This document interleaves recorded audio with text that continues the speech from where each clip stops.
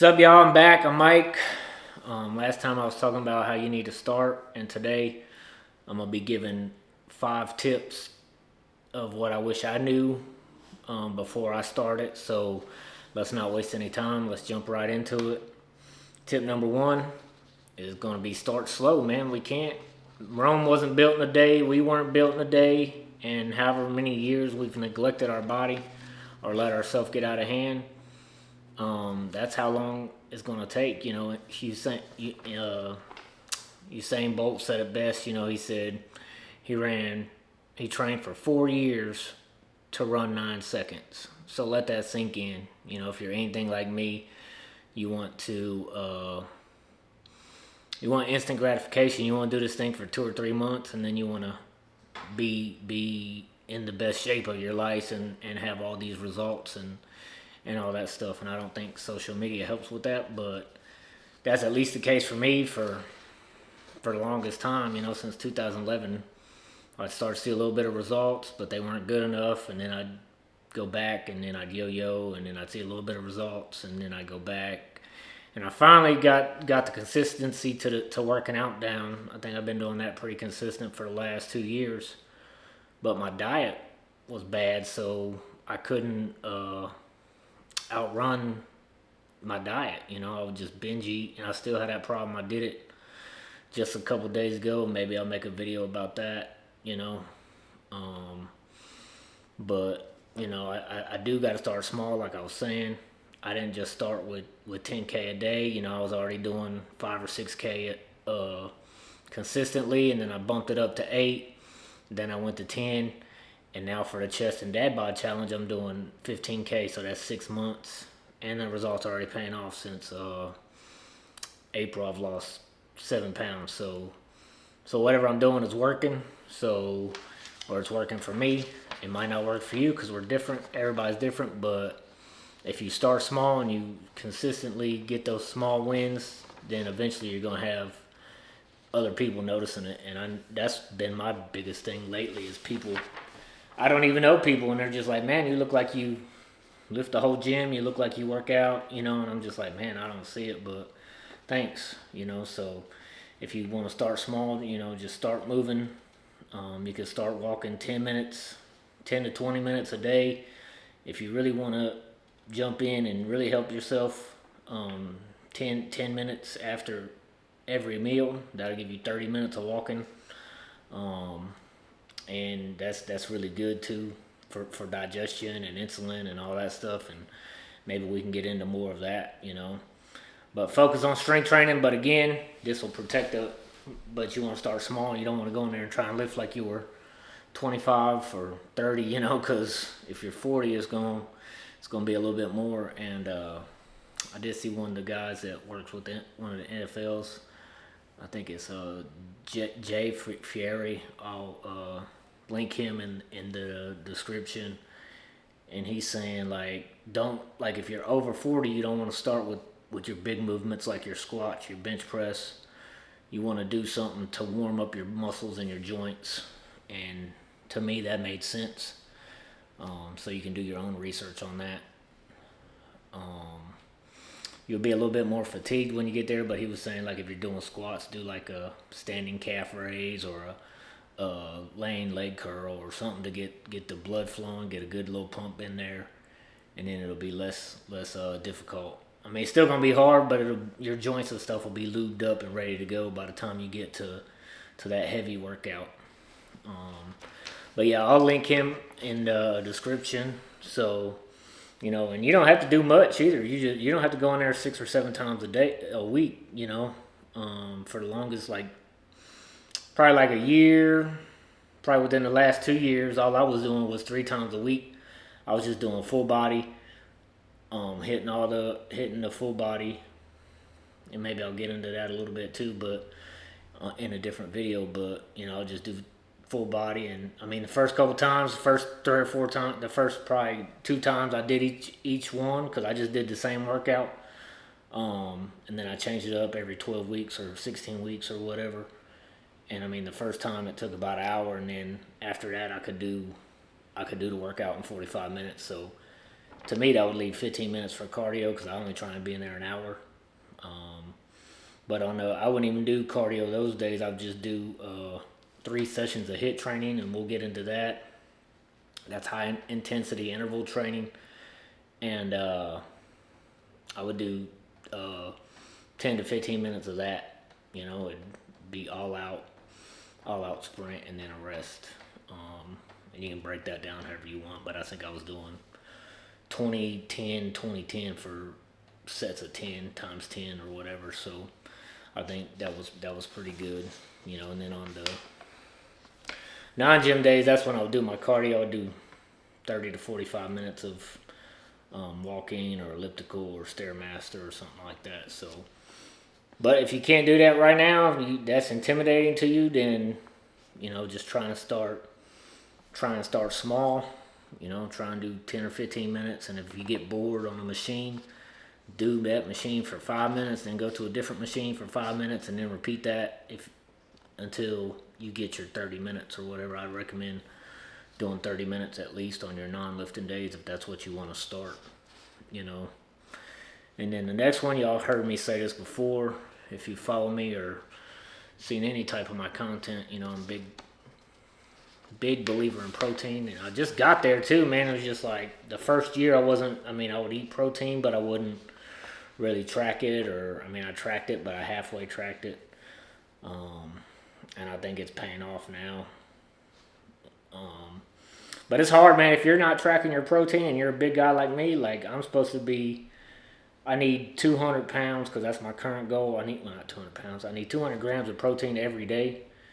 And like if I'm not tracking, even when I am tracking, I'm short. So if you're not tracking and you're not paying attention and you're just like, well, I'm eating this and I'm eating that, then you're probably not even getting close to what you need, and all that'll come from your macros. And maybe the plan is to do a video of that too, how to break down your macros. Or I'm just gonna link to a few of the calculators that I use, and then it's gonna get your total daily expenditure, and then you basically say if you're sitting all day or if you're walking or whatever, and then it'll put out a number, and then you can do you can fix your percentages however you want to do that. So I'm not going to sit here and tell you that you can't have carbs or you can't have fat or this is bad or that is bad, because everybody's different. What might work for me might not work for you.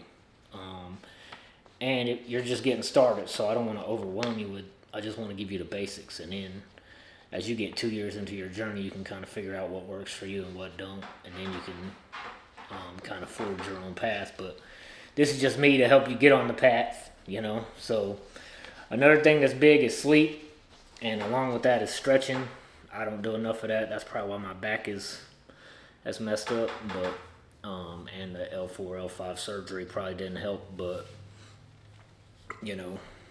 if you can prioritize sleep, and that's hard because there's a meme going around, and it's probably true because a lot of the health podcasts and stuff I looked at have said that if you don't sleep 7 to 9 hours, then it's not good for you. And that if you're looking at your phone an hour before bed, it's like drinking 2 cups of coffee. So you can look at your phone, but I would suggest getting the blue light blocker glasses. I don't have them. I've been looking at them. So that's a hard one for me. I try and put down my phone an hour before bed, and sometimes I just don't want to. Sometimes I just want to be addicted and stay on there, and like I ain't looking at nothing but reels or memes or whatever, nothing that is really going to provide value. It's just taking away the value of my sleep and my sleep quality. So, I have flaws too, and that's part of this vlog. I'm not going to sit here and tell y'all that I do this all the time, but I do try, and I am cognizant of it, so it's like, dang, I need to put my phone down. I need to put my phone down.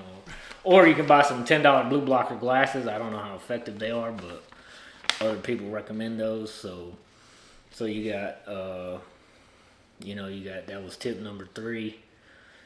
That was tip number 4. Tip number 5 is, don't compare yourself to other people,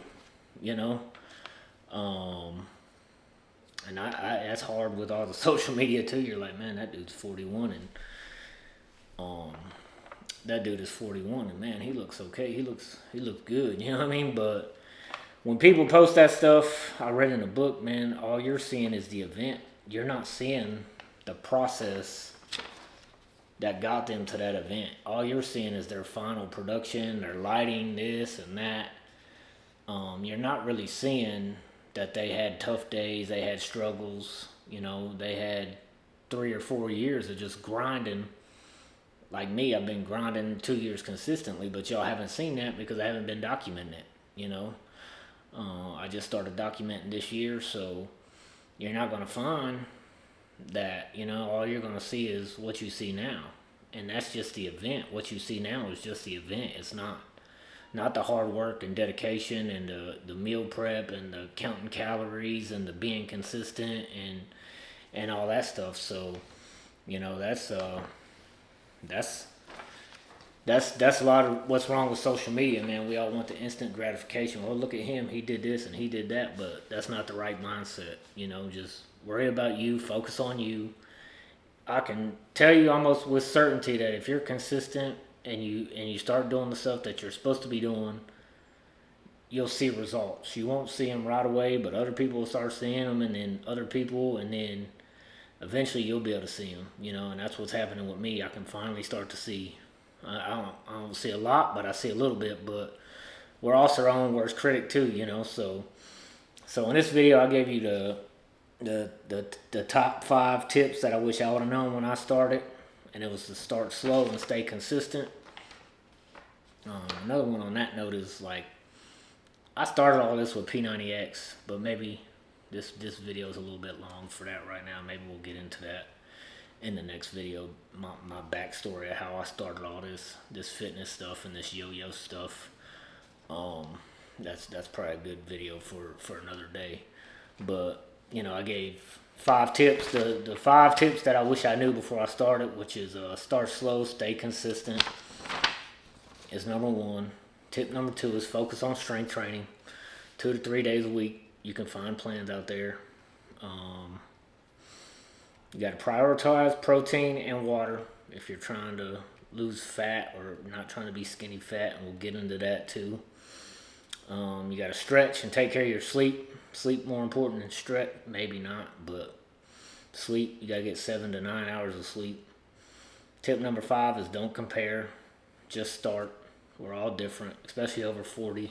Our journey's going to be different. Our lives are going to be different. Some of us got kids in sports and some of us, but don't let that be an excuse. This is one of my favorite quotes. It's either you make time or you make excuses. And I live by that. I don't try and make excuses. I try and make time. If it's important to you, you'll make time. If it's not important, you won't make time. And that's really what it is. So, which one of these tips spoke to you most? Comment, like, subscribe. If you would, share it. That'd be great to get it out there for the algorithm. And that's it. So this will be the second vlog of the series. And then the next one, maybe I'll get into my story a little bit and let you guys in my life a little bit. But until next time, I'm out.